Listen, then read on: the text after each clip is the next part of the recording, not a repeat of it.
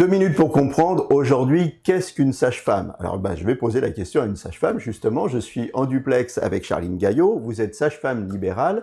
Qu'est-ce qu'une sage-femme? Où commence son domaine de compétence et où s'arrête-t-il? Alors donc une sage-femme, c'est vraiment le professionnel de la physiologie de la santé de la femme. Donc la sage-femme est souvent connue pour le suivi de grossesse, effectivement, que ce soit en libéral avec le suivi de grossesse, la préparation à la naissance, ou à l'hôpital avec 80% des accouchements en France réalisés par des sages-femmes. Effectivement, la sage-femme est vraiment, on va dire, la référente de la physiologie de la grossesse. Mais également, la sage-femme peut suivre toute femme dans sa santé, dans sa vie de femme. Donc, que ce soit la jeune femme qui souhaite prendre sa première contraception ou que ce soit la femme plus âgée alors qu'elle est ménopausée. On peut vraiment suivre une femme dans toute sa vie, du début à la fin, avec entre deux les grossesses, tant que tout est physiologique.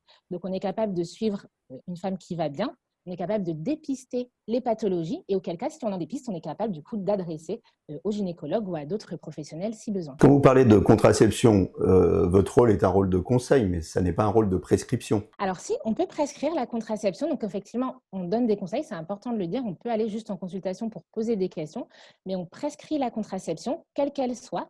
Et donc si c'est une contraception à poser, telle qu'un implant par exemple, ou un stérilet, la sage-femme a la compétence de poser ces contraceptions. Pardon. Elle a également la compétence de faire le suivi des frottis sans aucun problème. Alors, j'ai une question masculine à vous poser. Est-ce qu'il existe des sages-femmes hommes? Alors, les sages-femmes ne s'occupent pas des hommes. Alors, ils peuvent être. Non, mais des hommes sages-femmes. Ah pardon, excusez-moi. Oui, oui, tout à fait, il existe des sages-femmes hommes, il n'y en a pas beaucoup.